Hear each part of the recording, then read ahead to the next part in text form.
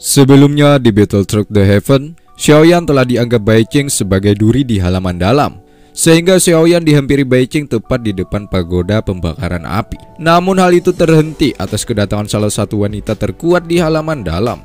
Kejadian itu rupanya menambah semangat Xiaoyan untuk terus menggenjot porsi latihannya, sampai di mana kelak semua orang yang ada di halaman dalam tak ada lagi berani mengganggu tim Gerbang Pan.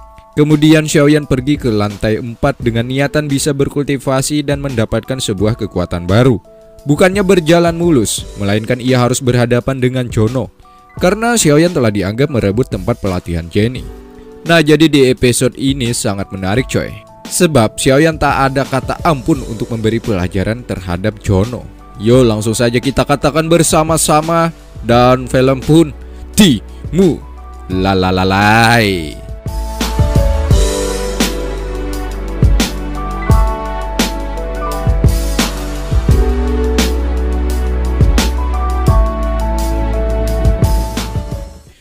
Xiaoyan melepaskan teknik teratai api kepada Jono.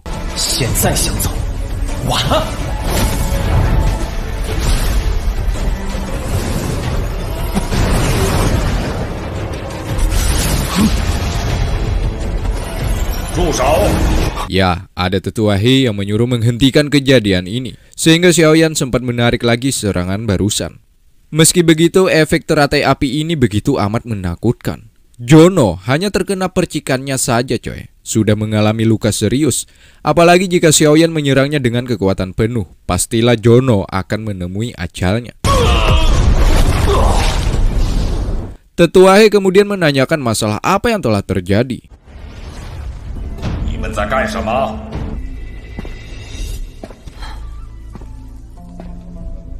Para murid lain pun hanya bisa diam, kecuali Jenny. Dirinya memberanikan diri untuk berbicara dengan Ketua He. Sebelumnya Jenny meminta maaf atas kejadian barusan, sebab mereka tak ada niatan untuk menimbulkan kekacauan di tempat ini. Jenny menambahkan bahwa kelompok mereka dengan Xiaoyan hanya berdiskusi saja. Namun Tetua He ini tak bisa dikelabui. Ia mengetahui apa yang sebenarnya terjadi. Andai keributan tak terjadi, tentunya Tetua He tak akan ada di tempat ini ya kan. Dan satu, Tetua He juga mengkhawatirkan, andai ia sedikit saja terlambat, maka Jono pasti sudah mati di tangan Xiaoyan. Singkatnya, Tetua He menyuruh Xiaoyan untuk menyimpan kembali teratai apinya. Xiaoyan memperlihatkan decak kagum bagi yang melihatnya saat ia memasukkan teratai api ke dalam tubuhnya.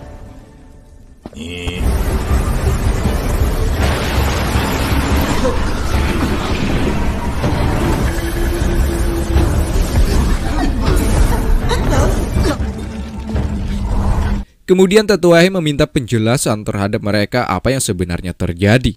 Dengan penjelasan mereka, maka Tetua He dapat mempertimbangkan seadil-adilnya apa yang harus mereka dapatkan atas perbuatannya ya kan. Dimulai dari Jenny. Seperti pada umumnya, orang pertama yang menjelaskan suatu masalah maka akan mendapatkan keuntungan tersendiri ya kan. Sebab kita bisa memutar sebuah fakta. Dengan raut wajah sedihnya, sambil berharap Tetua He iba terhadap dirinya, Jenny mengatakan bahwa Xiaoyan telah lancang mengambil tempat latihan yang biasa ia gunakan. Melihat hal itu, Jono pun berniat menegurnya. Bukannya merasa bersalah, Xiaoyan malah menghajar Jono tanpa ampun, ucap Jenny kepada Tetua He.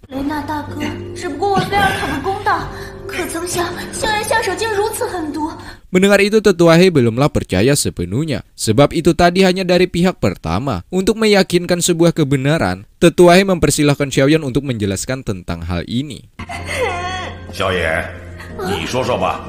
Dengan kejujurannya, Xiaoyan mengatakan bahwa sebelumnya di pagoda ini tak ada sebuah aturan yang dimana murid lain dilarang berlatih di tempat latihan tertentu. Apalagi akan saat melihat tempat pelatihan yang kosong. Hal itu membuat keinginan Xiaoyan untuk berlatih di tempat tersebut.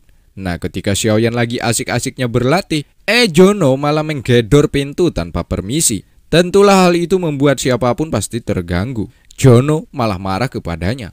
Terpaksa deh Xiaoyan meladeni permainan ini. Hingga akhirnya seperti yang terjadi saat ini coy. Nah, setelah mendengar itu, Tetua He pun akhirnya dapat menyimpulkan siapa yang salah dan siapa yang benar. Sehingga Tetua He sudah memutuskan untuk menghukum Jono dengan berat, yakni harus membayar 30 energi api dalam jangka waktu 3 hari. Jika tidak, maka Jono akan dilarang masuk ke pagoda ini selama 1 bulan lamanya. 责罚30天火能，3天内缴清，否则1个月内禁止进入天坟炼气堂。 Begitupun dengan Jenny, meskipun ia tak melakukan gerakan apapun atas kejadian barusan, namun Jenny telah dianggap terlibat untuk menghajar Xiaoyan. Ia dihukum harus membayar 10 energi api dalam 3 hari. Jika tidak, maka hukuman lanjutannya sama seperti Jono. 责罚10天火能，3天内缴清。你虽不是主犯，否则处罚同上。 Sementara Xiaoyan juga mendapatkan hukuman coy. Sebab siapapun yang berani melakukan keributan di pagoda ini, meskipun orang itu salah ataupun benar, tetap sama-sama dihukum. Untungnya Xiaoyan mendapatkan hukuman yang terbilang ringan, yakni harus membayar 5 energi api. 虽事出有因，可你下手过狠，责罚5天火能。 Hal itu tentulah membuat Jenny merasa iri, sebab hukuman yang dijatuhkan oleh tetua terhadap Xiaoyan sangatlah amat ringan. Tapi ini sudah keputusan mutlak Tetua He. Jika Jenny komplain, maka bisa tanyakan langsung terhadap Tetua Agung Halaman Dalam.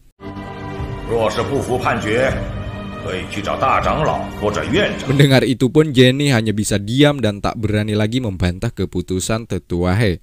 Singkatnya Tetua He mengingatkan, jika sekali lagi melakukan kesalahan di pagoda ini, maka Tetua He tak segan-segan untuk menghukum mereka dengan hukuman yang sangat amat berat.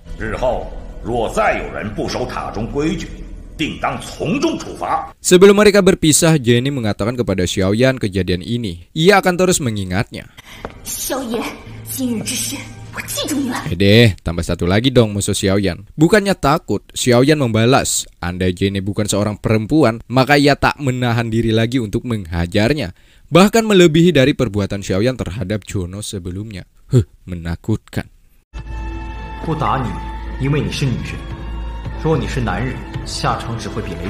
Singkatnya Xiaoyan sudah berada di tempat latihan. Ia pun sesegera mengkonsumsi pil untuk memulihkan diri, di mana ia sebenarnya juga merasakan kesulitan saat melawan Jono sebelumnya. Andai saja Jono serangannya lebih cepat lagi, maka Xiaoyan akan berada dalam bahaya. Hal itu membuat Xiaoyan harus benar-benar memaksimalkan latihan ini dengan harapan agar kelak Xiaoyan berhadapan dengan musuh tak kesulitan lagi. Sementara di tempat lain, para tetua halaman dalam telah berkumpul. Mereka mulai merasakan bahwa makhluk yang berada di pagoda ini benar-benar ingin bangkit. Jika itu terjadi, maka keselamatan para murid halaman dalam akan terancam. Sehingga mereka harus menjaga ketat tempat ini agar tetap aman terkendali. Apabila ini tidak dijaga dengan benar, maka tahun depan makhluk itu akan bangkit dan menyerang balik. Hal itulah yang ditakutkan oleh para sesepuh tempat ini coy. Sementara itu, nama Xiaoyan juga menjadi perhatian oleh para tetua. Berkat kekuatan di dalam tubuhnya, sehingga ia mampu bertahan begitu lama di pagoda ini. Nah, mereka pun berasumsi, melihat dari bakatnya, kelak Xiaoyan akan menjadi pahlawan dunia dari ancaman kehancuran. Tak terasa sudah 4 hari Xiaoyan berlatih di tempat ini. Sementara murid di sekelilingnya sedang memperhatikan Xiaoyan. Kala itu Xiaoyan akan menerobos alias dipromosikan coy. Decak kagum para murid lainnya sembari menceritakan kejadian yang telah dialami Xiaoyan selama berada di halaman dalam ini.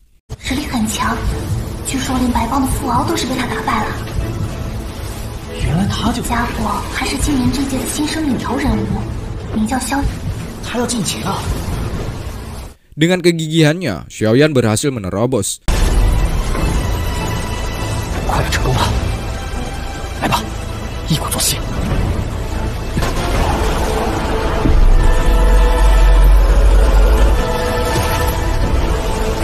Saat ini ia sudah berada di ranah Do Grandmaster bintang 7. Xiaoyan pun kemudian merasa cukup puas setelah apa yang ia dapatkan. Alhasil ia pun kembali ke penginapan. Ditambah lagi ia sudah rindu dengan Sun Er ya kan? Sesampainya, Xiaoyan pun dikejutkan atas berdirinya 2 orang yang menggunakan senjata. Lantas membuat Xiaoyan pun bertanya-tanya. Sepertinya ada sesuatu yang tak beres. Alhasil Xiaoyan pun mengeluarkan senjatanya dan langsung mengarah ke hadapan kedua orang tersebut.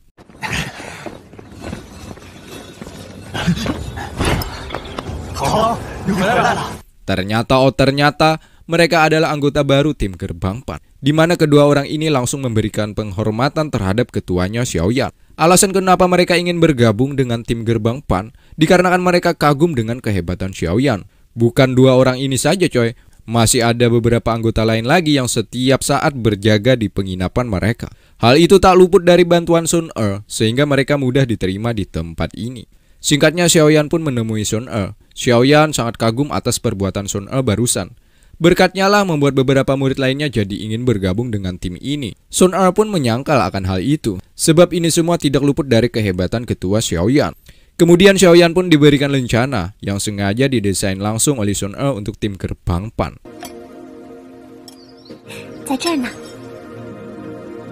Selanjutnya Sun Er membawa Xiaoyan ke sebuah ruangan. Di sini Sun Er akan mengatakan sebuah kejujuran, yakni dengan dipertemukannya Tetua Ling dengan Xiaoyan.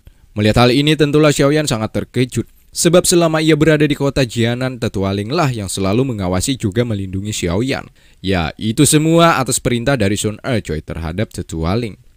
Tanpa ada rasa canggung, Xiaoyan langsung memberikan hormat juga terima kasih. Sebab saat pertemuan di kota Jianan sebelumnya, Xiaoyan tak sempat untuk berterima kasih. Selain itu, misi Tetua Ling juga mencari tahu keberadaan ayahnya Xiaoyan. Tapi sayangnya Tetua Ling tak menemukan titik terang. Tentulah Xiaoyan berasumsi atas hilang ayahnya ada sangkut pautnya dengan sekti Mystic Cloud. Penuh dendam dan amarah, Xiaoyan bersumpah cepat atau lambat ia akan datang lagi ke sekti tersebut, yakni dengan tujuan untuk mencari ayahnya dan juga menghabisi semua orang di sana. Setelah Xiaoyan pergi, Sun Er pun menanyakan untuk memastikan sebuah rahasia terhadap Tetua Ling, yakni tentang Mystic Cloud. Ya, Tetua Ling mengatakan bahwa di kota Jiama ini ada salah satu kerumunan yang terhubung alias bekerja sama dengan sekti Mystic Cloud coy, yakni di Aula Jiwa. Ya, orang-orang dari Aula Jiwa.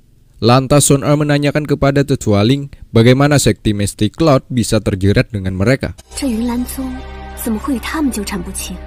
Tetua Ling juga tak tahu persis alasan kenapa semua itu bisa terjadi. Namun menurut perkiraan Tetua Ling, hal ini sudah lama berlangsung. Tapi kebanyakan orang khususnya di sekti Mystic Cloud tidak mengetahui akan hal itu. Begitupun dengan Yun Yun, kemungkinan besar ia tak mengetahui akan semua ini.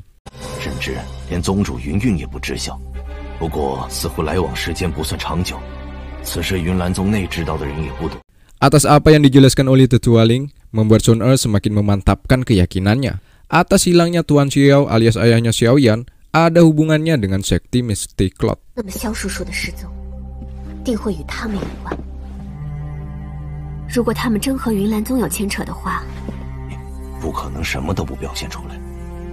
Nah, sampai sini akhirnya tujuan Sun Er bergabung dengan keluarga Xiaoyan lantaran benda ini coy. Sampai hari ini Sun Er sudah 10 tahun bergabung dengan keluarga Xiao, namun tak juga mendapatkan benda tersebut. Tetua Ling pun menanyakan tentang benda tersebut, sebab sampai saat ini Sun Er tak pernah memberikan informasi yang valid. Bahkan Tetua Ling sudah beberapa kali mendengar di klan mereka tentang ketidakpuasan atas kinerja Sun Er selama 10 tahun.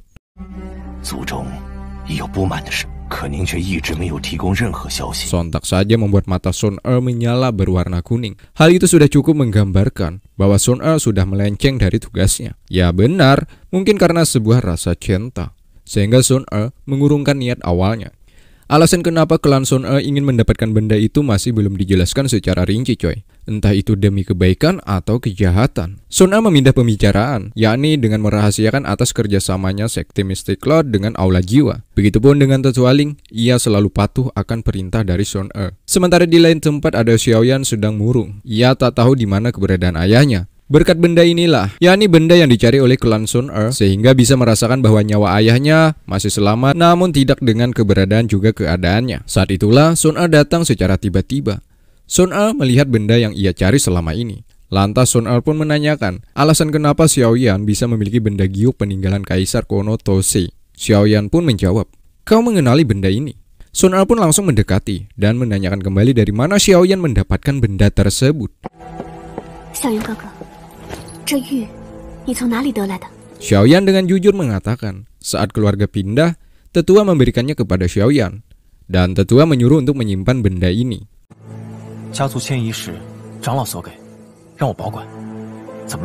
Selain benda ini penting dan juga berguna bagi Xiaoyan sendiri, sebab hanya dengan benda ini Xiaoyan dapat mendeteksi keadaan ayahnya. Sun E pun mencengkram erat tangan Xiaoyan. Ya, Sun E meminta kepada Xiaoyan untuk menyimpan benda ini. Dan satu permintaan Sun E kepadanya, yakni untuk tidak mengeluarkan benda tersebut kepada siapapun.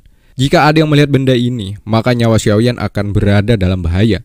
Sebab para master yang mengetahui akan hal itu pasti akan memperebutkannya. Xiaoyan bingung, kok bisa? Bukankah benda ini simbol dari keluarga Xiao? Di sini Sun E hanya bisa berkata dalam hati, untuk melupakan niat awalnya. Mana tega Sun E mengambil benda tersebut. Sedangkan Xiaoyan hanya dengan benda itu bisa mendeteksi ayahnya. Inilah yang namanya cinta, coy. Sun E tidak menjelaskan secara rinci rahasia giok tersebut. Namun Sun E berjanji, jika kelak Xiaoyan dapat mengatasi sekte Mystic Cloud, maka ia akan mengatakan semua misteri yang ada pada benda tersebut juga tentang asal-usulnya. Singkatnya, Xiaoyan meminta Yao Lao untuk menjelaskan misteri giok ini. Ya, Yao Lao juga tak tahu persis misteri pada giok ini, coy. Namun menurut Yao Lao, batu giok ini ada hubungannya dengan Kaisar Kono dari 1000 tahun yang lalu, yakni Kaisar Kono Toshi. Tak segan-segan, Yao Lao menyamakan kedudukan pemimpin kekaisaran itu dengan dewa. Ya, bisa dibilang orang itu memiliki kekuatan Dudi, yakni kekuatan terkuat yang ada di muka bumi. Mungkin karena itulah Yao Lao merasakan benda yang ada di tangan Xiaoyan ini salah satu peninggalan sejarah dari kekaisaran Kono. Tapi ini sepertinya hanya sebagian saja. Artinya, masih banyak sebuah misteri di balik ini semua. Pantas saja ya kan, yang disebutkan oleh Sun E sebelumnya, yakni menyuruh Xiaoyan menyimpan benda ini. Jika Xiaoyan tidak hati-hati, maka semua orang akan merebutnya, termasuk orang-orang dari kota Jianan sendiri. Selain itu, Yao Lao juga yakin benda ini sangat berguna bagi kelangsungan kultivasi Xiaoyan di masa depan. Melihat dari kekuatan Xiaoyan saat ini, sepertinya sangat sulit untuk memecahkan misteri yang ada di dalamnya. Singkat cerita, ada Wu Hao, Hu Jia, dan Sun E. Hu Jia kesal kepada Wu Hao karena ia terlalu boros menghabiskan energi api. Apalagi energi mereka semakin hari semakin terkuras. Tak lama kemudian, Xiaoyan datang juga ke tempat mereka. Hu Jia pun menjelaskan tentang keadaan tim gerbang Pan, yakni tentang merosotnya energi api di tim gerbang ini. Selain Wu Hao pelaku utamanya, mereka juga memberikan beberapa energi api kepada anggota baru. Melihat keadaan seperti ini, Sun E mencoba menenangkan dan mencari cara untuk mendapatkan energi api lagi. Ya, dengan itu juga Xiaoyan memiliki sebuah ide cemerlang. Ide apa, coy? Yuk kita lihat saja. yakni Hu Jia langsung meminta kepada beberapa anggota lainnya untuk membeli beberapa ramuan. Nantinya ramuan obat tersebut akan dimurnikan langsung oleh Xiaoyan. Lalu mereka jual, sehingga ekonomi tim ini akan tetap terjaga. Saat Xiaoyan di pasar, ia melihat situasi yang ada di sini untuk kedepannya melangsungkan bisnis dengan lancar. Nah, ketika tak lama kemudian, ia mendapatkan arahan dari Yao Lao untuk menuju ke salah satu orang ini. Ya, sepertinya ada benda yang bagus bagi Xiaoyan, coy. Namanya Lin Yan. Xiaoyan melihat ada racun di tubuh orang ini. Lin Yan juga murid berbakat, coy. Sepertinya ia juga berada di tingkat Du Grandmaster bintang 7. Lin Yan menjual benda yang bagus bagi Xiaoyan, yakni kayu hijau. Lantas membuat rasa inginnya meronta-ronta. Xiaoyan ingin menyentuh benda tersebut. Dengan itu juga Lin Yan menghentakkan aura pembunuhnya. Jika tidak membeli, jangan coba-coba untuk menyentuhnya.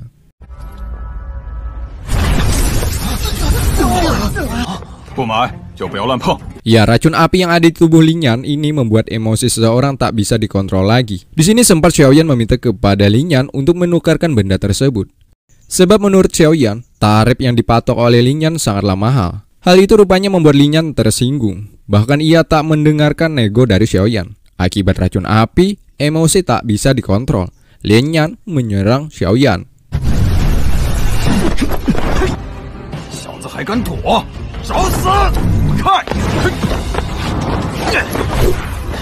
Nah, ketika di puncak amarah Lin Yan, Xiaoyan pun sekali lagi mengatakan, yakni ditukar dengan sebuah pil penyembuhan racun api.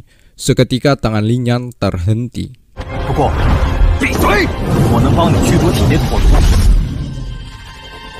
Awalnya ia tak percaya, sebab sudah puluhan alkemis di halaman dalam mencoba untuk menyembuhkan penyakitnya.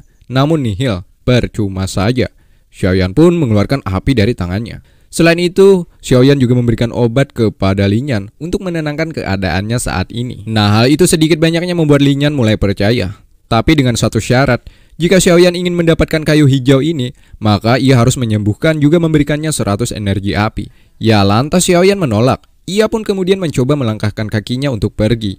Karena menurut Xiaoyan, hal itu tidak sepadan dengan apa yang ia berikan hanya demi mendapatkan kayu hijau tersebut. Mungkin hanya Xiaoyan yang dapat menyembuhkannya. Akhirnya Lin Yan pun deal dengan permintaan Xiaoyan, yakni bertukar tanpa ada embel-embel lain. Singkatnya, Lin Yan dibawa ke kediaman tim Gerbang Pan. Di sini Xiaoyan menanyakan apakah ramuan obat sudah siap. Siap, tutur Sun Er. Sehingga tanpa banyak bicara lagi, Xiaoyan pun menuju ke ruangan pemurnian. Lin Yan disuruhnya untuk menunggunya di luar. Sebab proses pemurnian tidak boleh ada yang melihat alias bersifat rahasia.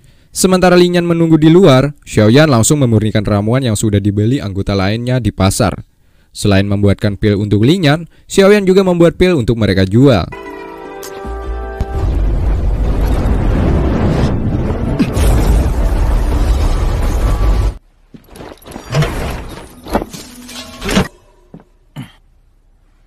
Satu malam suntuk, akhirnya Xiaoyan selesai. Lalu memberikan satu pil ini kepada Lin Yan, termasuk cara pakainya. Nah, sebelum ia pergi, Lin Yan mengatakan bahwa orang-orang di halaman dalam tak ada yang berani menantangnya. Jika Xiaoyan meminta bantuan, maka ia siap. Tidak seperti itu juga konsepnya, Nyan.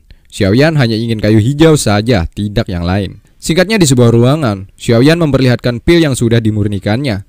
Ada 83 pil pemulih qi, 62 pil pemulihan tubuh, dan 36 pil es murni. 回气丹83枚，固体丹62枚，冰清丹36枚，一共是181枚。 Jadi totalnya ada 181 pil. Sisanya dalam bisnis perdagangan ia serahkan kepada mereka bertiga termasuk anggota lainnya. 通知阿泰、铁木他们，尽可能调配人员准备前往交易区。 Sementara itu ada dari tim lain sudah mengetahui tentang persaingan dalam perdagangan pil. Sebut saja namanya Ahmad. Ya, Ahmad. Ahmad geram setelah mengetahui bahwa tim Gerbang Pan menjual pil lebih murah dibandingkan pil miliknya. Hal itu tentulah akan merusak ekosistem di tim mereka. Jika dibiarkan terlalu lama, maka akan berdampak buruk untuk timnya. Nah, tak lama kemudian, Bai Qing akan datang menemui Ahmad. Sepertinya Bai Qing akan membicarakan masalah kerjasama untuk melongsorkan tim Gerbang Pan. Xiaoyan setelah berkultivasi akhirnya berhasil meningkatkan tingkat kekuatannya, yakni sudah mencapai Do Grandmaster bintang 8. Sedikit lagi ia akan berada di tingkat Do Spirit. 终于8星了，距离斗灵级别不远了。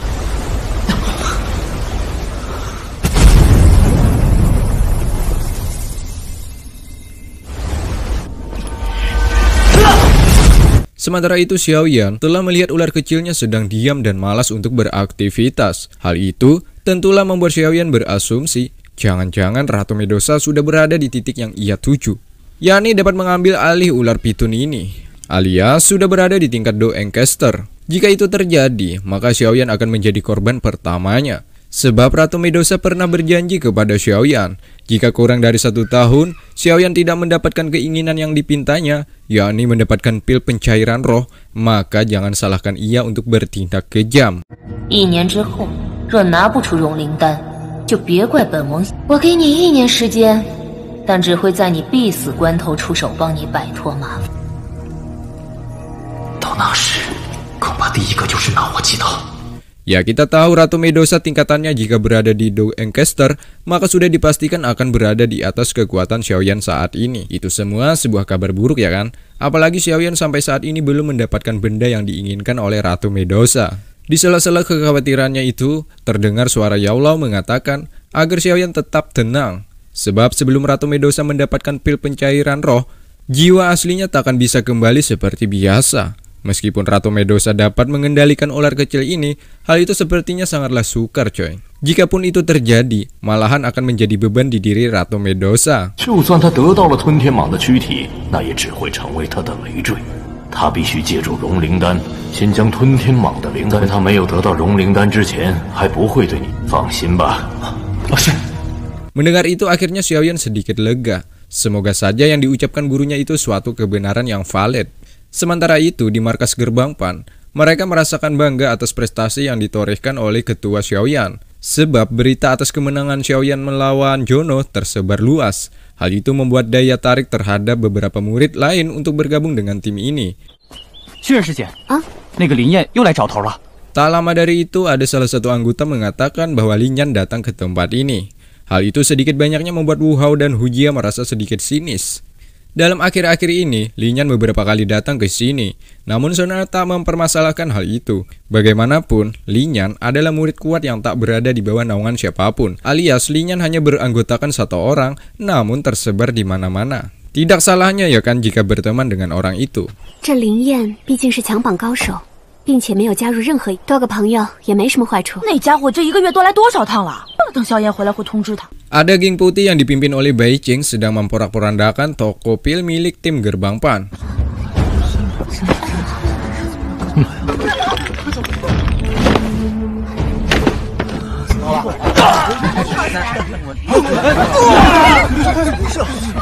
Baisan yang sok jagoan ia menganggap pil yang dijual oleh tim Gerbang Pan semuanya palsu.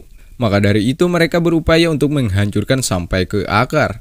寒门竟然敢卖假药，我白帮的弟兄吃了一点效果都没有，今天必须给我一。 Sementara Byorka bagaimanapun mencoba mempertahankan juga membela timnya, meski ia tahu kekuatannya jauh berada dari orang-orang dari geng putih. Kita berpindah ke kediaman tim Gerbang Pan. Ada ketua Xiaoyan telah datang ke sini. Auranya sangatlah menakutkan. Para anggota lainnya menyangka bahwa ketua tim ini sudah berada di tingkat Do Spirit. Selain itu, Xiaoyan juga diberitahu bahwa Lin Yan sedang mencarinya. Kedatangan Lin Yan ke sini untuk meminta lagi pil penyembuhan racun di tubuhnya. Sebab Lin Yan sudah kehabisan pil, takutnya ia akan mati. Xiaoyan menanggapinya dengan santai. Ya, meski tak minum pil selama 2 hari, Lin Yan tak akan mati. Sebab reaksi pil yang sebelumnya ia makan masih berfungsi untuk beberapa hari ke depan. Xiaoyan kemudian memberikan pil sekiranya cukup untuk beberapa bulan ke depan. Xiaoyan juga meminta agar Lin Yan menghilangkan rasa keinginannya untuk cepat sembuh. Lantaran racun di tubuh Lin Yan sangat parah coy. Tentunya hal itu membutuhkan waktu yang lama ya kan. 你也太急了吧！想必你体内的火毒便能彻底驱逐了。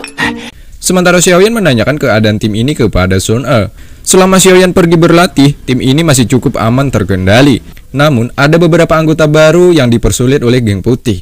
Berkat prestasi Xiaoyan saat ini, perlahan mampu membuat beberapa kubu lawan gentar. Salah satunya karena dapat mengalahkan Jono. Namun Lin Yan yang mendengar itu sedikit banyaknya khawatir akan keadaan tim Gerbang Pan. Sebab Jono memiliki saudara yang kekuatannya masuk top 10 di halaman dalam. Tapi untuk sementara sih kayaknya Xiaoyan akan aman. Sebab kakaknya Jono tak terlalu berambisi untuk membalaskan dendam adiknya untuk sementara waktu. Katanya kakaknya Jono sedang sibuk-sibuknya berlatih untuk mengikuti ujian 5 tahun di halaman dalam ini. Hanya top 10 murid terbaik yang berhak mengikuti ujian tersebut coy.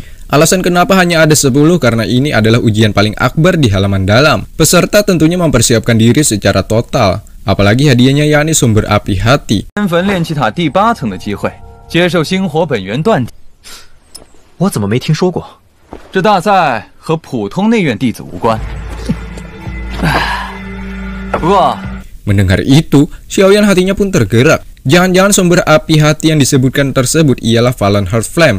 Ya bisa jadi coy. Lantas bagaimana caranya agar Xiaoyan dapat ikut dalam ujian tersebut? Caranya hanya satu, yakni masuk top 10 di halaman dalam. Singkatnya, Lin Yan memberikan rotan kayu hijau kepada Xiaoyan. Ya meski perjanjian ini tak sesuai dengan perjanjian awal, di mana sebelumnya mereka berjanji jika Lin Yan sembuh barulah ia menyerahkan benda tersebut. Namun di sisi lain, Lin Yan yakin nyawanya tak seberharga benda tersebut. Lagian ia yakin Xiaoyan pasti akan menyembuhkan racun di dalam tubuhnya. 日后若是柳青找你麻烦，派人通知我。虽说是交易，但我林燕的命绝不是区区一株青木仙藤能。 Nah, sampai sini Xiaoyan sangat yakin dengan sifat Lin Yan ini. Meski terlihat temperamen, namun memiliki sifat yang bijaksana di dalam dirinya. Sementara Byorka dihajar oleh Baisan. Kala itu Baisan menggunakan jurus andalannya, yakni tongkat petirnya. Dengan itu juga Byorka dan kawan-kawan harus mengakui keunggulan Baisan dan geng putih lainnya.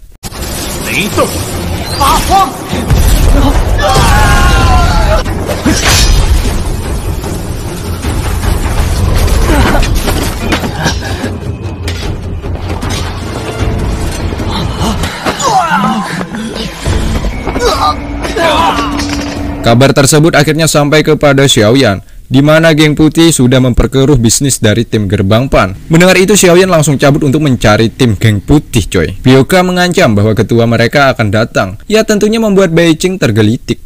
Mana mungkin berani Xiaoyan datang ke sini. Sedangkan ia masih berada di tingkat Do Grandmaster, alias tidak akan menang jika melawan Bai Qing ini. Sedikit catatan, Bai Qing sudah berada di tingkat Do Spirit.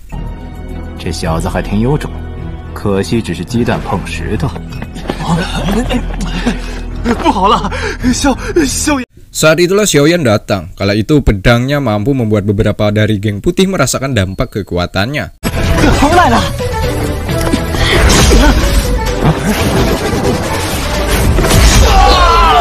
Bai Cheng yang melihat kedatangan Xiaoyan, ia sedikit meremehkannya, sebab Bai Cheng sangat yakin akan menang jika melawan Xiaoyan.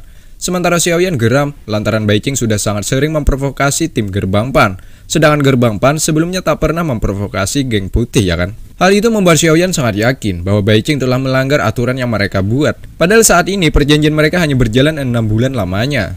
Artinya masih beberapa bulan lagi perjanjian mereka akan kadaluarsa, coy. Bai Cheng yang memiliki sifat licik tanpa basa-basi lagi langsung ingin melakukan pertarungan. Hal itu pun diladeni juga oleh Xiaoyan. Dan mari kita katakan bersama-sama sehingga terjadilah.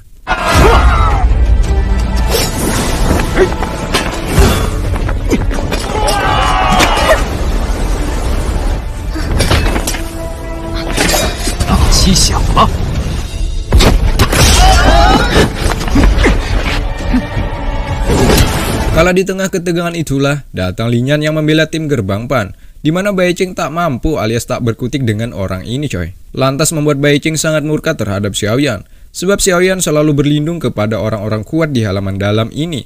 Selain itu ia juga meminta agar Lin Yan tak ikut campur dengan urusan mereka. Ya mana bisa diam jika Lin Yan melihat Xiaoyan diperlakukan seperti ini, sebab Xiaoyan sudah ia anggap sebagai temannya. Bahkan Lin Yan mengancam Bai Cheng agar jangan sesekali berani mengganggu temannya ini. Jika berani lancang, maka Lin Yan akan bertindak lebih kejam lagi. Tak lama dari itu, Ahmad juga datang ke tempat ini. Sampai sini mereka tahu akhirnya Ahmad lah menjual pil palsu yang mengatasnamakan pil pembuatan dari Gerbang Pan, yang dimana Ahmad sudah bekerja sama dengan Bai Cheng, coy.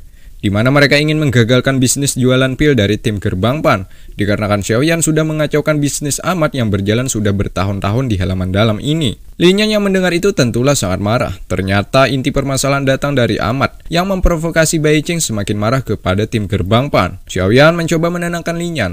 Urusan ini biar ia yang hadapi. Xiaoyan yang memiliki IQ tinggi, ia tak melangsungkan pertarungan, melainkan adu kehebatan dalam memurnikan pil. Ahmad dan Xiaoyan sama-sama seorang alkemis, coy. Di mana taruhannya jika Xiaoyan kalah, ia akan angkat kaki dan menutup jualan mereka. Sementara itu jika Ahmad kalah, maka Xiaoyan meminta untuk mengusir orang-orang menjijikan yang ada di belakang Ahmad. Siapa lagi kalau bukan Bai Cheng dan timnya. Menariknya lagi, coy, jika Ahmad menolak untuk adu pemurnian alias langsung ke intinya, yakni adu jotos, Xiaoyan juga bersedia, artinya keputusan ada di tangan Ahmad untuk memilih yang mana. Ahmad sepertinya memilih untuk adu pemurnian, sementara taruhannya menurut Ahmad terlalu kecil.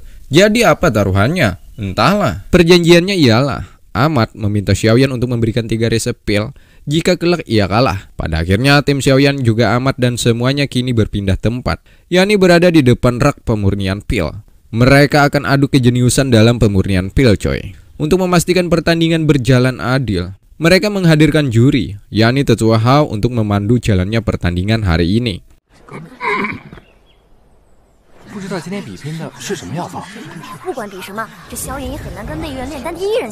Pertama, Tetua Hao memanggil Ahmad dari balai obat untuk menempati tempat yang disediakan.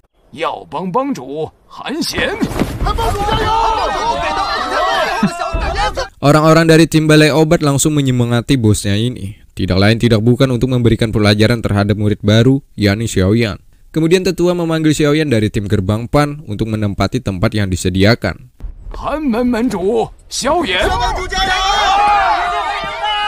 Para anggota Gerbang Pan juga tak ingin kalah untuk menyemangati ketua Xiaoyan. Mereka semua berharap agar ketuanya ini mampu memurnikan pil sesuai yang telah ditentukan. Belum lagi dimulai, Ahmad dengan belagu meminta Xiaoyan untuk menyerah saja, sebab pemenangnya sudah jelas Ahmad sendiri. Takutnya jika dilanjutkan, Xiaoyan akan menerima akibatnya, yakni sebuah rasa malu seumur hidup.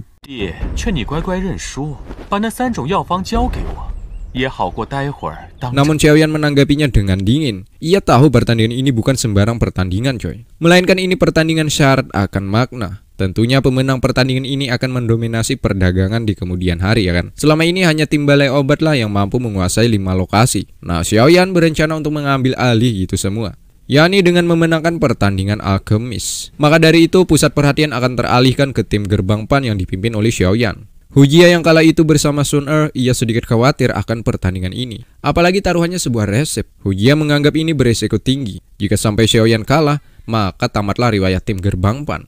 Andai pun bisa menang, kemungkinan besar presentasinya sangatlah kecil.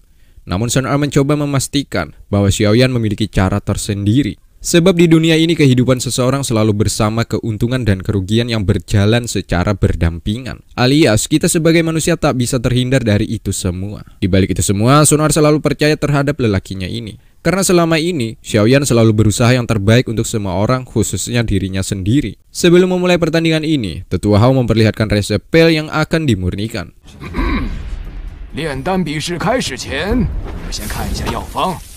Yang pertama Amat. Di sini kegegean Amat semakin terlihat, coy. Ia tak menggunakan matanya untuk membaca lalu mengingat resepnya, coy. Melainkan ia menutup mata lalu menggunakan syaraf otak untuk memasukkan resep ke dalam ingatannya. Kemudian giliran Xiaoyan. Xiaoyan tak kalah hebatnya. Bukan hanya menggunakan syaraf otak, ia malah mampu masuk ke dunia lain ini, coy. Dengan itu juga Xiaoyan mengetahui pil apa yang akan dibuat.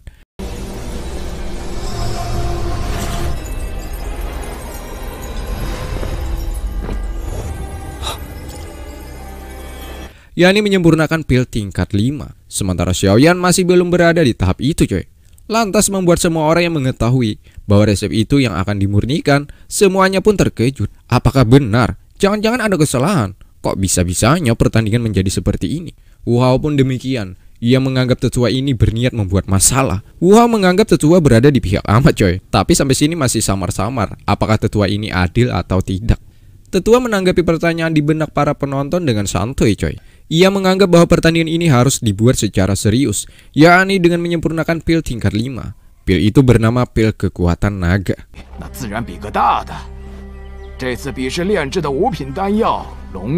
Di mana pil itu berfungsi sebagai penambah kekuatan yang sangat besar hanya dalam waktu yang singkat. Tanpa diketahui mereka, Tetua Agung secara langsung menyaksikan pertandingan ini, coy. Tetua Li pun akhirnya memberanikan diri untuk menanyakan, apakah tugas ini terlalu sulit bagi Xiaoyan? Sedangkan Amat berada di atas tingkatan dibandingkan Xiaoyan sendiri. Pastinya Amat selangkah lebih diunggulkan, ya kan? Namun Tetua Agung menyangkal akan hal itu. Pemenangnya belum dapat dipastikan, meskipun pada dasarnya Xiaoyan berada di bawah dibandingkan Amat, coy.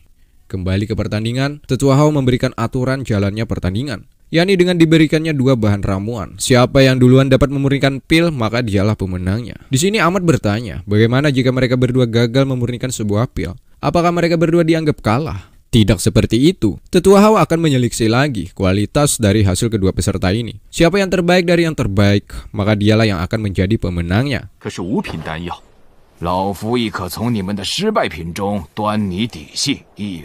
Akhirnya pertandingan pun dimulai.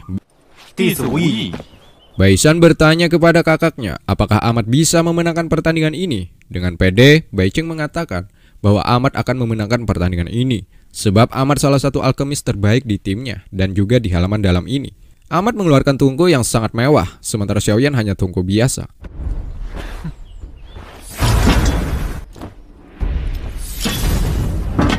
Lagi-lagi Hujie bertanya kepada Sun Er, kenapa Xiaoyan hanya menggunakan tongko yang sepertinya tak layak untuk digunakan. Namun Sun Er menegaskan, tongko hanyalah dasarnya saja, melainkan tekniklah yang paling utama di dunia alkemis. Xiaoyan tahu tongkonya ini kualitasnya tak terlalu bagus, alias tak bisa menahan panas yang terlalu tinggi. Apalagi pil tingkat 5 ini membutuhkan energi yang cukup panas, coy. Xiaoyan hanya bisa berharap tongkonya ini bisa bertahan hingga babak terakhir.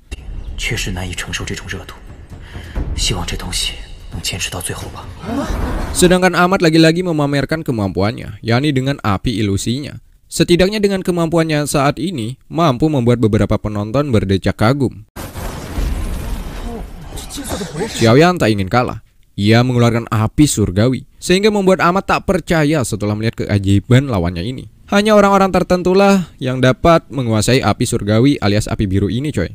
Seketika api emas ilusi milik Amat langsung padam. Piu! Tak ingin membuang waktu terlalu lama, Amat pun langsung memulai memurnikan. Tetua Agung dan Tetua Li yang menyaksikan hal itu, sedikit banyaknya cukup mengagumi dengan gerakan ciamik yang diperagakan oleh Amat ini. Meskipun api Amat sedikit lebih buruk dibandingkan api milik Xiaoyan, namun dari segi kemampuan gerakan Amat bisa dibilang lebih diunggulkan, coy. Terlihat di sini Amat terlalu terburu-buru. Hal itu tentunya akan mempengaruhi hasil akhir. Berbeda dengan Xiaoyan, ia menjalankan tugas ini dengan sangat hati-hati agar hasil akhir menjadi lebih sempurna. Sebelum memulai, Xiaoyan harus bisa membaca dan mempelajari ramuan yang akan dimurnikan ini. Sampai sini sudah terlihat kedewasaan anak ini, coy. Benar, Xiaoyan sangat detail bahkan dari hal-hal kecil seperti yang kita lihat saat ini. Setelah ia pelajari lebih dalam, kini tahap pembuatan ramuan ke dalam tungku.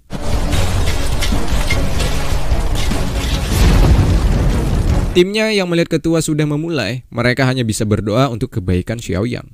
Ahmad yang sebelumnya terburu-buru memulai, tongkonya meledak. Hal itu sudah cukup menandakan bahwa ramuan ini sangatlah keras. Bahkan tungkunya tak bisa menahan aura yang ditimbulkan oleh ramuan pil naga ini. Sampai sini Xiaoyan masih dapat mendikte jalannya pertandingan. Namun kehati-hatiannya itu membuat ia kehilangan timing yang pas. Alhasil tungkunya juga meledak. Ahmad yang melihat hal ini, ia pun mencoba mencari alternatif lain, yakni menggunakan produk yang kadarnya lebih rendah. Dengan itu ia akan menang. Lagian melihat dari second saat ini, pil naga tersebut sangat mustahil untuk dimurnikan. Xiaoyan sekali lagi menelaah pil yang sebelumnya gagal. Sepertinya ia harus berhati-hati lagi, diiringi ketelitian yang tinggi.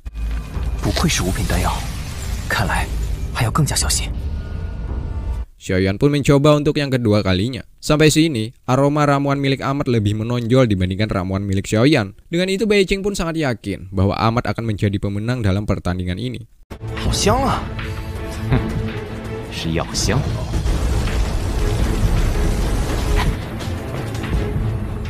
Ya, dengan gerakan ciamik, Ahmad berhasil memurnikan pil. Ya, meski ia tahu bahwa kualitasnya tak sebanding dengan pil tingkat 5. Daripada gagal total untuk memaksa, alhasil Ahmad ala kadarnya saja.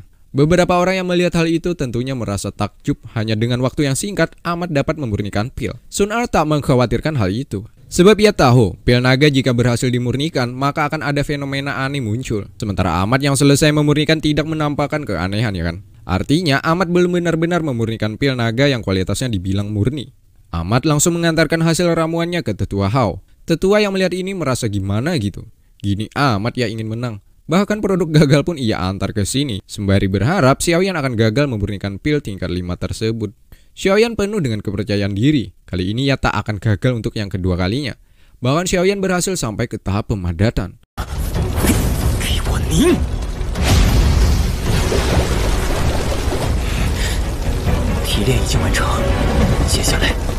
Namun sayang, tungkunya mulai retak. Seketika mau selesai, malah meledak.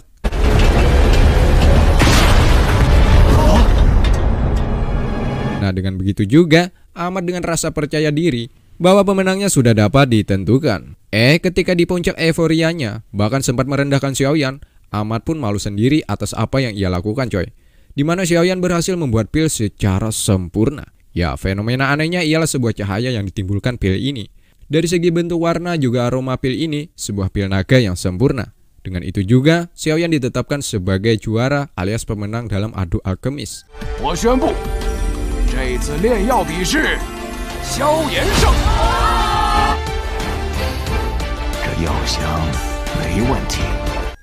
Seketika semua pendukung juga tim gerbang PAN merayakan keberhasilan ketuanya Xiaoyan. Atas keberhasilan Xiaoyan saat ini membuat Bai Qing menanam rasa dendam. Ya, di kemudian hari Bai Qing akan kembali membayar perbuatan Xiaoyan ini. Anjing kali nih Bai Qing ini, coy.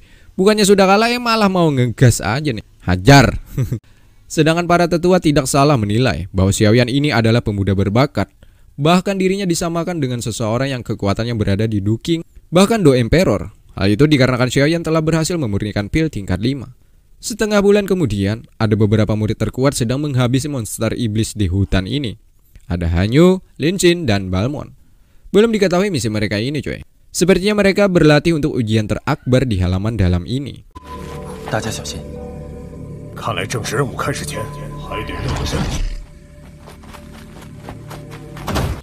Sementara Xiaoyan berada di atas bukit, yang dimana suasana sedikit gelap. Di sini ia berlatih gerakan 3000 petir. Dan tak lupa, Yaola yang menjadi navigator untuk memudahkan latihan Xiaoyan hari ini.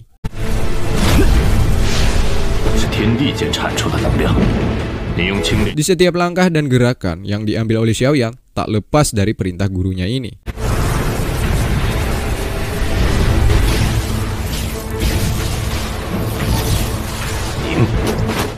Masih dalam latihan untuk menyempurnakan langkah 3000 petir. Fokus, fokus, itulah yang dilakukan oleh Xiaoyan.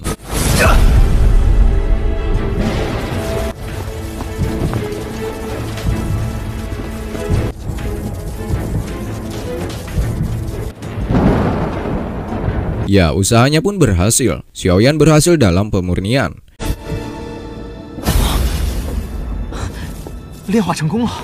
Yao Lao yang melihat Xiaoyan sudah dapat menguasai teknik tersebut, ia sangat bangga. Keberhasilan itu tak luput dari bantuan api surgawi yang ada di dalam diri Xiaoyan yang dapat menekan kekuatan dan petir. Teknik ini fungsinya bukan hanya untuk menyerang, bahkan dapat membuat Xiaoyan terbang. Ya, dimana kita tahu setiap Xiaoyan terbang pasti menggunakan sayap. Namun hari ini ia tidak menggunakan sayap itu lagi. Tapi sayangnya, kekuatan yang ada di dalam diri Xiaoyan saat ini tak mampu bertahan untuk lama jika ia terus-terusan terbang. Di sini Xiaoyan masih dalam tahap uji coba hasil teknik yang dipelajarinya. Sangat menakjubkan, di mana Xiaoyan mampu menolong seekor burung kecil yang kala itu ingin dimangsa oleh binatang monster.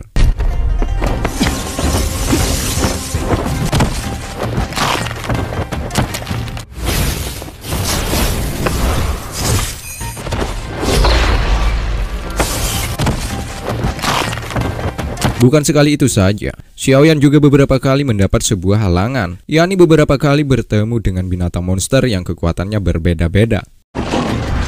看来是准备打群架了。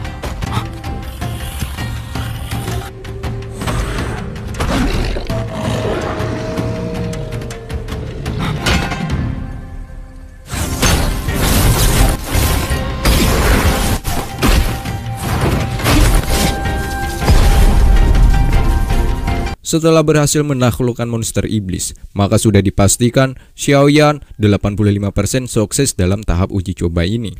Tak lama kemudian Yao Lao hadir kembali. Sebagai guru spiritualnya, Yao Lao selalu memberikan penjelasan tentang teknik yang baru saja dilatih Xiaoyan, seperti yang dijelaskan hari ini, yakni tentang langkah 3000 petir.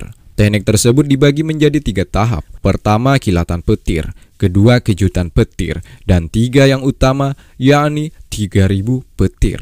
Sampai saat ini Xiaoyan baru memasuki ke tahap pertama, coy. Untuk dapat menguasai ketiga tahap itu, tak cukup hanya 1 malam saja. Artinya Xiaoyan membutuhkan waktu yang terbilang lama agar dapat menguasai 3 tahapan tersebut.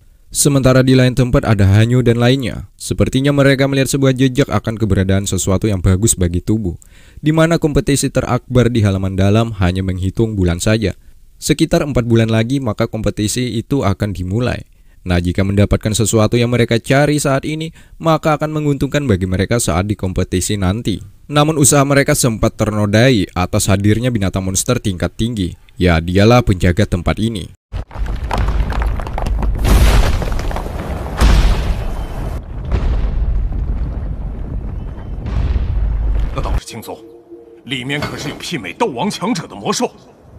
Lantas saja, Lin Xi, Hanyu, dan lainnya siap siaga. Siapa tahu binatang monster itu menyerang ke arah mereka. Melihat binatang monster itu, Lin Xi menyuarakan untuk menyerang dengan cepat. Sehingga terjadilah.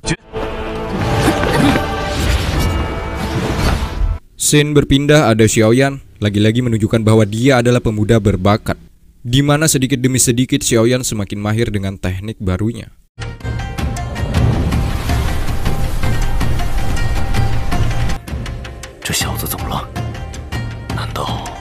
Sebelumnya kita melihat Xiaoyan mengalahkan beberapa kelompok monster iblis, ya kan?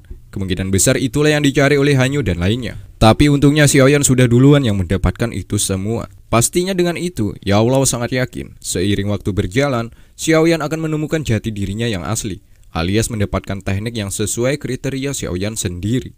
Kembali ke pertarungan, ada Balmond mencoba menyerang binatang monster ini. Namun sayangnya, kekuatan Balmond tak cukup kuat untuk merobohkan pertahanan lawannya.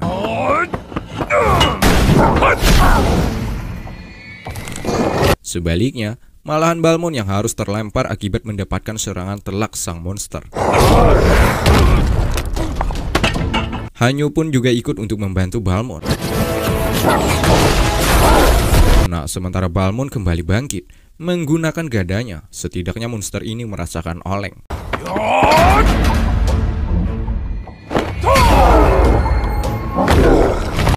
Xiaoyan secepat petir pergi setelah mendengar suara keributan di ujung hutan ini. Benar sekali, di mana Xiaoyan menyaksikan Hanyu CS bertarung melawan binatang monster, coy. Sebelumnya, Yaolau pernah mengatakan bahwa monster yang di depan ini sangatlah kuat. Sedangkan Hanyu dan lainnya cukup nekat untuk mengalahkan monster tersebut, coy. Hal itu sudah dibuktikan. Mereka sangat kewalahan saat menghadapi monster ini. Bahkan Balmond meminta kepada Linzi untuk mundur saja. Namun Linzi bersikukuh untuk mengalahkan monster ini, yakni dengan menyarankan kepada timnya agar bertarung dari jarak jauh, alias tidak melakukan pertarungan secara terbuka. Linzi yang menyuruh Hanyu untuk pergi ke lembah, yakni untuk mendapatkan suatu benda yang mereka cari. Ternyata bukan benda didapati oleh Xiaoyan tadi yang mereka cari, coy. Melainkan benda yang bernama susu penempat tubuh inti bumi lah yang mereka cari. Monster ini menjadi mimpi buruk bagi siapapun yang ingin mencuri benda tersebut. Monster ini akan brutal ketika seseorang nekat untuk mencuri dari tempat ini. Xiaoyan pun penasaran dengan benda itu. Yaolau pun mengatakan, benda itu ialah benda yang memiliki kekuatan inti bumi. Siapapun yang memiliki benda tersebut, maka akan dipercaya memudahkan dalam menerobos ke tingkat selanjutnya. Mendengar itu, Xiaoyan pun langsung tergiur untuk ikut berlomba-lomba mendapatkan benda tersebut. Tapi satu yang membuat Xiaoyan sedikit mengendurkan hasratnya, yakni lantaran Hanyu juga ingin mendapatkan benda tersebut, ya kan? Seakan-akan menjadi manusia berdosa jika Xiaoyan bersikukuh mendapatkan benda itu. Tapi Yaolau mengatakan, lihatlah kelompok ini, kekuatan mereka tak cukup untuk mengalahkan monster iblis ini, coy. Berbeda dengan Xiaoyan, Xiaoyan memiliki kemampuan unik yang dipercaya dapat mengalahkan monster yang ada di depannya. Nah, jadi sah-sah saja ya kan, jika Xiaoyan ingin mendapatkan benda tersebut. Lagian jika dibiarkan pun, mereka ini tak cukup ilmu untuk mendapatkan benda yang mereka inginkan tersebut. Xiaoyan melihat lagi ke arah ular kecilnya. Hanya ini jalan satu-satunya agar terlepas dari perjanjiannya dengan Ratu Medusa. Kembali ke pertarungan, Hanyu gagal untuk pergi ke lembah setelah dijegal oleh monster ini. Linzi pun sudah muak. Ia akan mengerahkan seluruh kemampuannya dengan meminta teman lainnya untuk berjaga selagi ia mengumpulkan kekuatannya. Setelah terkumpul, Linzi langsung mengeluarkan tekniknya, yakni pembantaian angin topan.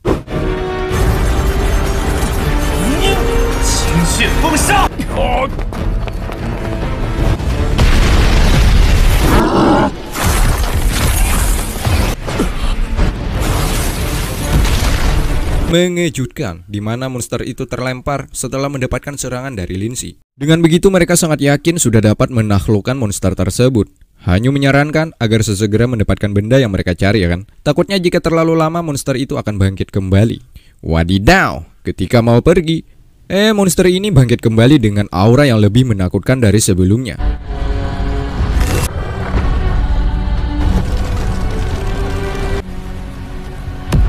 Linzi terbantai setelah mendapatkan satu serangan dari monster ini.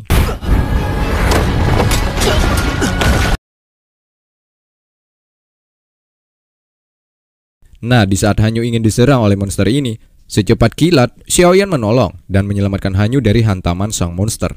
Melihat keadaan semakin memprihatinkan, Xiaoyan pun memilih mundur kemudian diiringi Linzi, Balmond, dan Utam.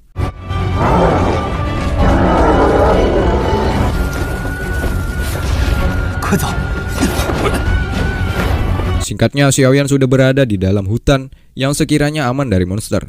Di sini Hanyu memuji Xiaoyan setelah beberapa bulan tak bertemu. Xiaoyan jauh lebih kuat dibandingkan sebelumnya. Tak lama kemudian Linzi dan lainnya juga datang, di mana Linzi keadaannya sedikit mengalami luka, coy. Xiaoyan pun berkenalan dengan mereka. Bukan itu saja, mereka juga tahu cerita tentang gagah beraninya Xiaoyan ini, di mana Xiaoyan juga beruntung, karena di mana mereka, Linzi dan lainnya tak sungkan jika Xiaoyan ikut dengan mereka untuk mencari benda yang mereka cari. Xiaoyan akan mendapatkan bagian jika mereka kelak berhasil menemukan dan mendapatkan benda tersebut. Tapi untuk waktu sekarang, sepertinya Linzi memilih untuk kembali ke halaman dulu, sembari memulihkan kondisinya. Sedangkan Xiaoyan akan tetap berada di hutan ini. Kenapa Xiaoyan memilih tinggal beberapa lama di sini? Karena ia harus menggenjot lagi porsi latihannya. Dan satu, Linzi meminta kepada Xiaoyan untuk tidak menceritakan kejadian ini kepada siapapun. Tentunya Xiaoyan akan menjaga rahasia ini terhadap orang lain. Dan terakhir, jika suatu hari Xiaoyan memerlukan bantuan dari Linzi, maka Linzi akan siap selalu menolongnya.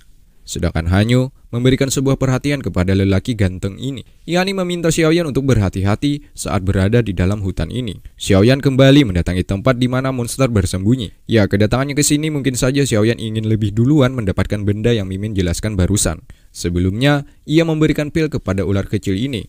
Kemudian, ia meminta bantuan ular kecil untuk menangani binatang monster. Dan benar, tak lama kemudian binatang monster pun keluar dari sarangnya, sembari mengatakan, "Manusia sialan, berani-beraninya datang kembali ke tempat ini. ular kecil ini berubah menjadi sesosok yang menyeramkan.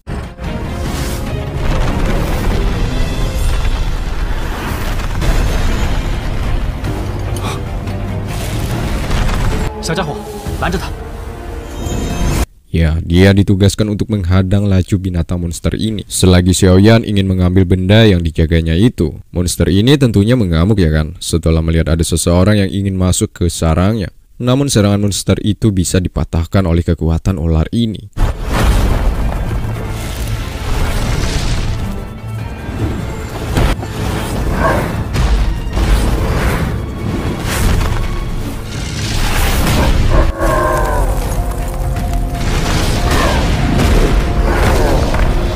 Xiaoyan secepatnya untuk masuk ke dalam, sedangkan monster ini berusaha mengejarnya. Seperti rencana di awal, selagi Xiaoyan masuk, ularnya ini akan selalu menjaga dan menahan monster ini agar tuannya tidak mendapatkan kendala.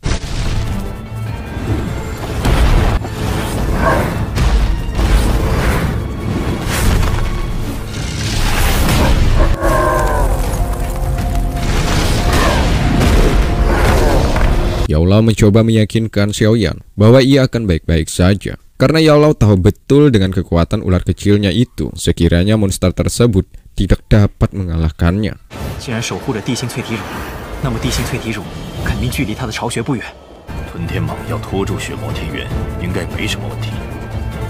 Selain itu, Yaolau juga membeberkan manfaat susu penempat tubuh inti bumi tersebut, coy. Selain dapat membantu dalam promosi, benda itu juga dipercaya mampu merubah binatang kuno menjadi manusia. Hal itu membuat Xiaoyan teringat kembali dengan Yunzi, di mana Yunzi sewaktu itu pernah bertemu dengan binatang monster yang kala itu meminta kepada Yunzi untuk menyerahkan susu penempat tubuh. Dan tentunya jika ingat Yunzi, Xiaoyan juga ingat dengan sekti Mystic Cloud. Pastinya ya kan, dendam itu tersusun rapi di benak Xiaoyan.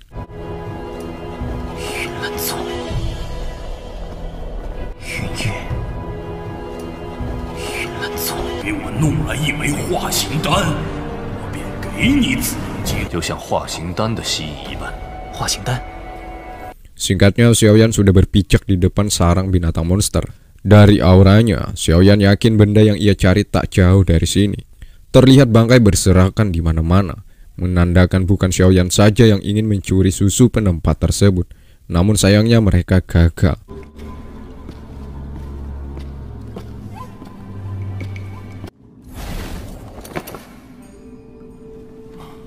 Setelah cukup lama menelusuri tempat ini, Xiaoyan tak menemukan benda yang ia cari. Sepertinya binatang monster menyimpan benda itu tidak di sini, coy.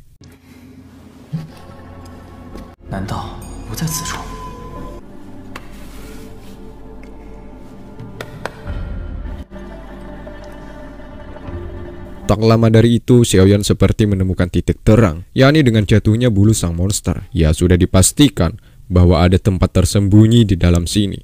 Tanpa membuang waktu lagi, Xiaoyan langsung mencari keberadaan tempat tersembunyi itu.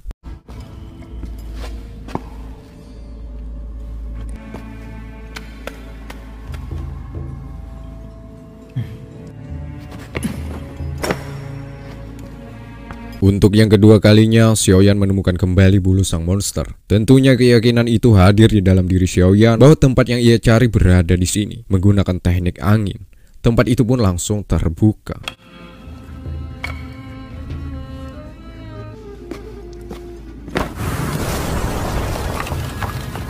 Ternyata ada sebuah lubang rahasia di sini yang sengaja ditutup rapi oleh sang monster. Sampai sini kita sudah dapat menilai bahwa monster tersebut memiliki kecerdasan yang tinggi, ya kan? Xiaoyan langsung masuk ke dalam lubang ini.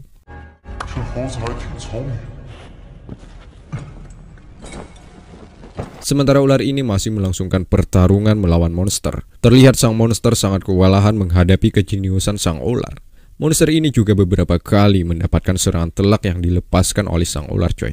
Dengan pendiriannya yang teguh, meskipun harus berdarah-darah, monster ini berusaha menjaga benda yang dilindunginya selama bertahun-tahun. Monster bangkit dan terus melakukan perlawanan terhadap ular ini.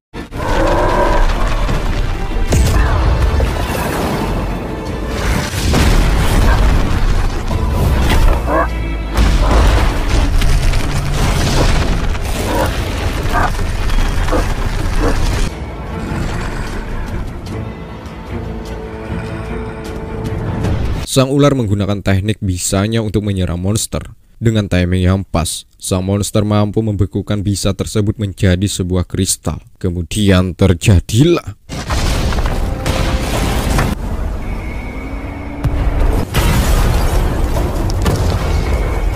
kembali ke dalam ruangan. Xiaoyan akhirnya sampai setelah menerobos lubang ini. Namun setelah beberapa langkah ia tak menemukan hasil, alias benda yang ia cari tak terlihat sedikit pun.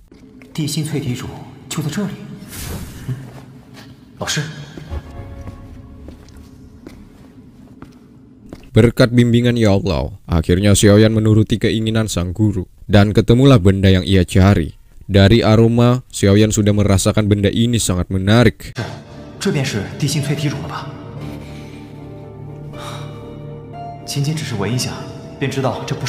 Nah, ketika hasratnya ingin sesegera memasukkan ke dalam botol kecilnya, Ya Allah dengan sesegera menyuruh muridnya agar tidak melakukan tindakan.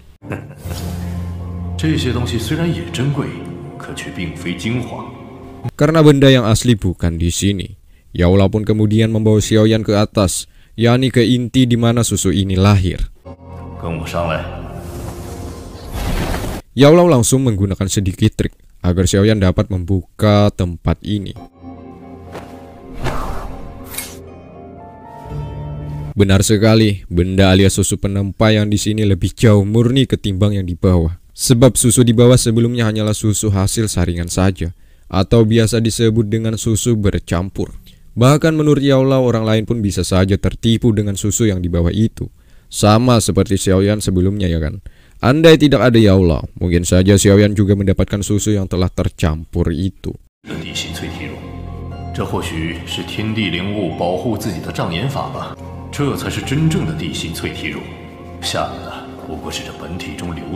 Singkatnya, Xiaoyan pun memasukkan susu penempa ini ke dalam botol kecilnya. Kemudian mereka berniat untuk kembali sembari mencari ular kecilnya itu. Siapa tahu ya kan, ularnya dalam masalah besar saat berhadapan sang monster. Seperti biasa, monster ini berada dalam tekanan sang ular. Kini tubuhnya sudah babak belur akibat kena hajar sang ular. Meskipun demikian, sang monster masih bisa tetap bangkit dan melawan.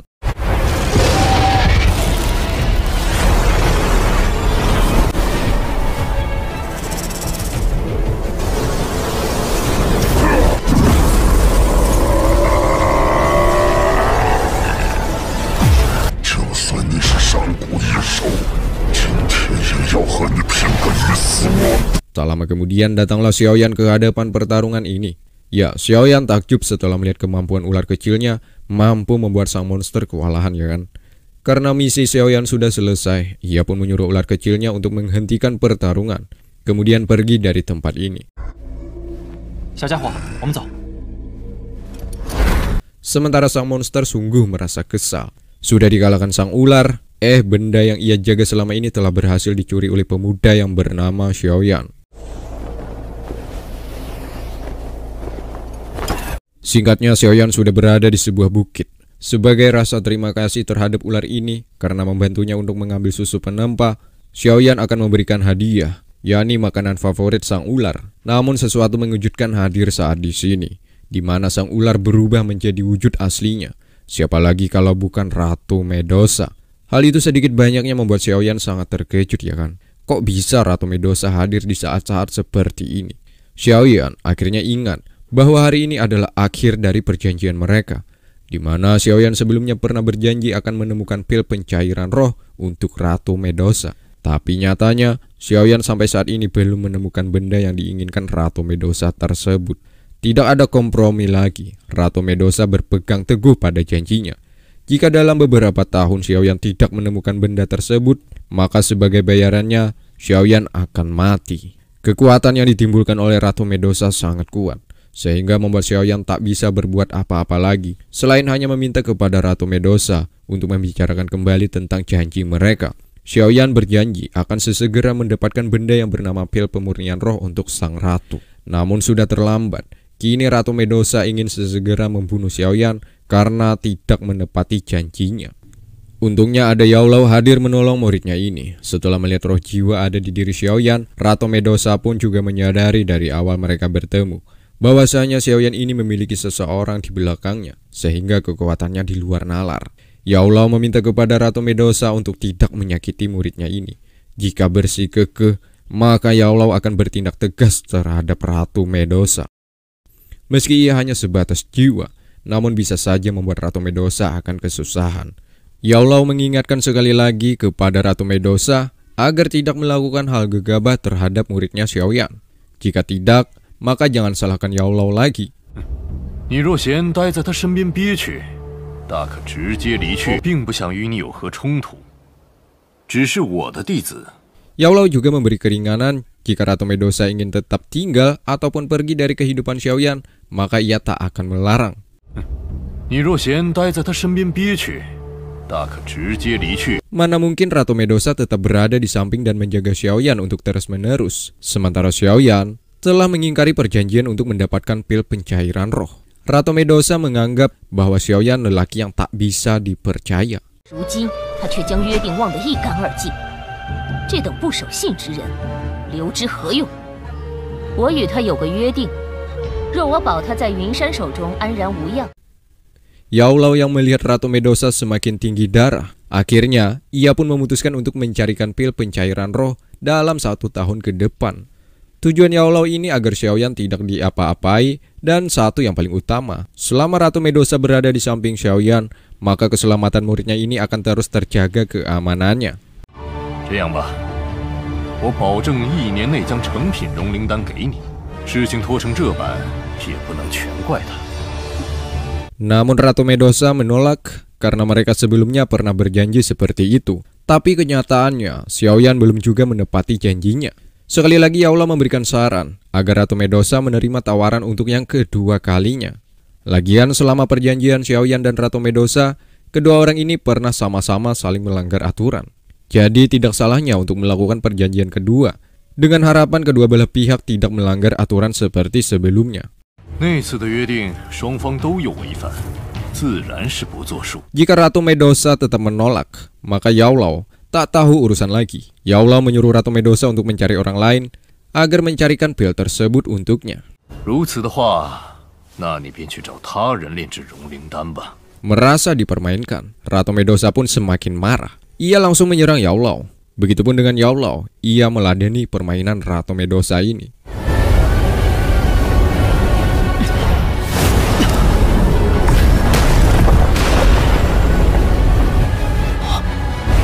Namun di tengah-tengah pertarungan itu, Ratu Medusa merasakan sakit lantaran kekuatan di dalam tubuhnya belum stabil.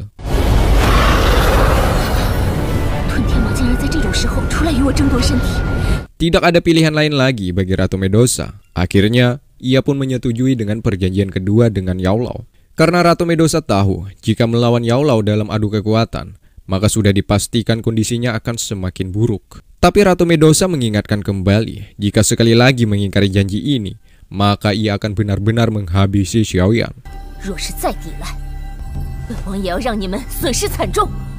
Tapi Yao Lao masih tetap santuy, dan ia juga mengingatkan kepada Ratu Medusa untuk menyingkirkan niat pembunuh di diri Ratu Medusa.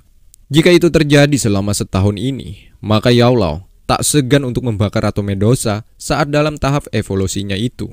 Meskipun Yao Lao saat ini masih berbentuk jiwa.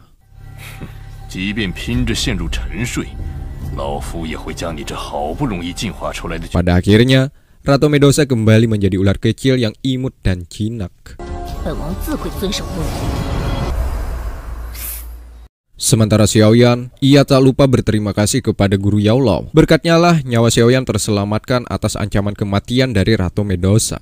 Tidak ada pilihan lain lagi bagi Xiaoyan, hanya menjadi lebih kuatlah agar nasib hidupnya tidak ditentukan oleh orang lain lagi. Singkat cerita, Xiaoyan akan memurnikan susu penempa. Seperti biasa, Yao Lao yang menjadi navigator bagi Xiaoyan. Menurut Yao Lao, susu penempa kekuatannya lebih besar dibandingkan kekuatan tubuh pada diri Xiaoyan.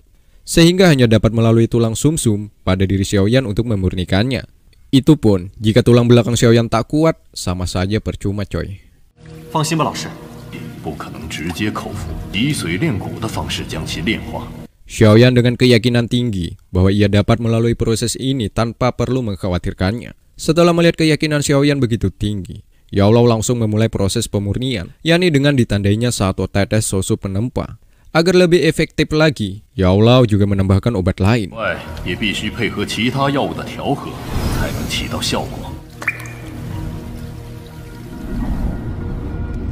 Xiaoyan mulai merasakan efek dari pemurnian ini. Sementara Yao Lao mengingatkan kembali agar muridnya ini tidak menggunakan duji selama proses ini berjalan. Sebab hal itu akan berdampak buruk dan menghambat masuknya ramuan ini ke dalam tubuh.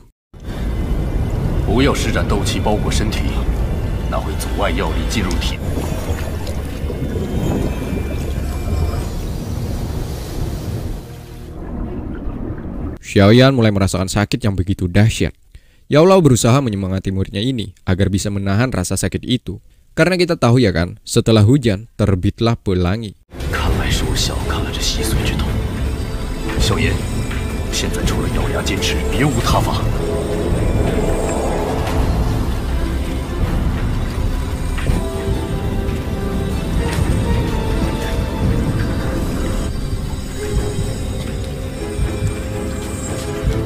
Di sela-sela rasa sakitnya itu, ingatan masa lalu hadir di benak Xiaoyan. Hal ini seperti sebuah cambuk agar Xiaoyan harus lebih kuat, dan kuat lagi. Agar kelak tidak ada lagi kata penindasan terhadap keluarga, terutama dirinya sendiri. Pada akhirnya, Xiaoyan berhasil melalui proses yang begitu menyiksa dirinya ini. Yao Lao sangat terkejut setelah melihat hasil yang didapati oleh muridnya ini, coy. Selain kekuatannya meningkat, Xiaoyan juga dapat menerobos 2 tingkat sekaligus. Ya, hal itu dikarenakan susu penempa inti bumi yang didapati oleh Xiaoyan saat bertarung melawan monster iblis sebelumnya. Saat ini Xiaoyan sudah berada di tingkat dueling.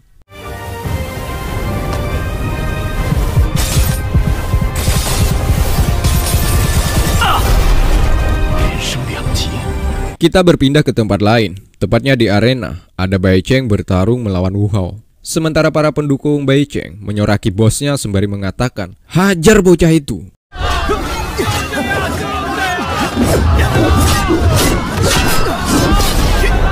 Terlihat Wu Hao, ia kewalahan melawan Bai Cheng, coy. Sehingga Bai Cheng dengan belagu mengatai Wu Hao dengan kata-kata yang tak pantas untuk diucapkan. Selain itu, Bai Cheng juga menawarkan kepada Wu Hao agar ia bergabung dengan timnya saja ketimbang tim Gerbang Pan. 我会好好重用你的，不过跟那个只会依靠别人的懦夫萧炎比起来，你还算有点。 Namun Wu Hao menolak. Ia bangkit kemudian melanjutkan pertarungan ini. Belum diketahui alasan kenapa mereka bertarung, coy.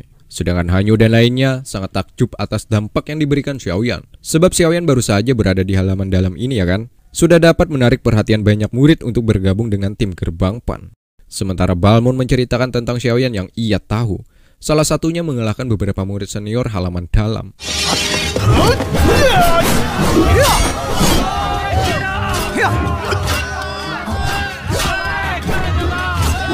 Kembali ke jalannya pertarungan, Wu Hao mengalami luka lantaran kekuatan Bai Cheng jauh di atasnya. Saat ini Bai Cheng berada di tingkat dueling bintang 6, sementara Wu Hao berada di tingkat Do Grandmaster bintang 9. Wu Hao 跟他差距太大了，白城毕竟是6星斗灵。 吴昊这家伙根本不是白城的对手，干嘛那么冲动？ Meskipun begitu, Wu Hao tak menyerah begitu saja. Ia berniat untuk mengeluarkan jurus terlarang. Sun Er yang melihat kejadian itu, ia pun turun tangan untuk menangani masalah ini. Sun Er menawarkan diri untuk melawan Bai Cheng. Semua dari geng putih meremehkan kemampuan Sun Er. Begitupun dengan Bai Cheng, ia sangat menyombongkan diri. Kenapa harus wanita yang turun tangan untuk menghadapinya? Bai Cheng juga menanyakan keberadaan Xiaoyan, karena sudah lama ia tak terlihat batang hidungnya.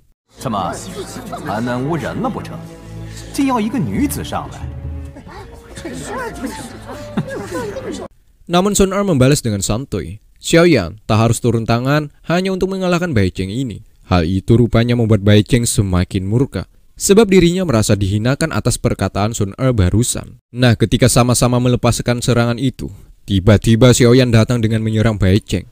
Setidaknya serangan itu membuat Bai Cheng oleng. Ya, pertunjukan aslinya pun akan sesegera dimulai, coy. yakni Xiaoyan melawan Bai Cheng. Sebelum bertarung, Xiaoyan mengatakan bahwa Bai Cheng sungguh memalukan karena beraninya sama wanita. Bukan itu saja, Xiaoyan juga mengeluarkan auranya. Alhasil, Bai Cheng tahu bahwa Xiaoyan sudah berada di tingkat dueling.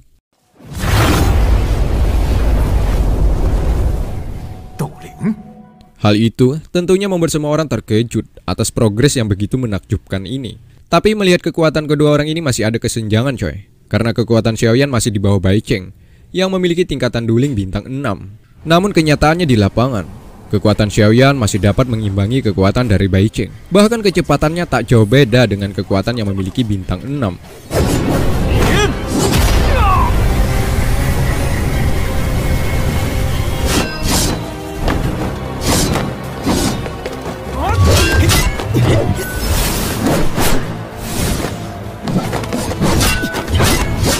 Yang barusan hanya main-main saja.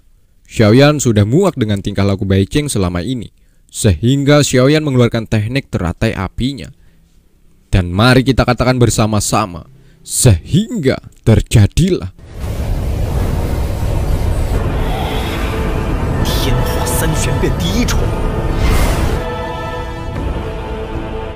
dan film pun bersambung.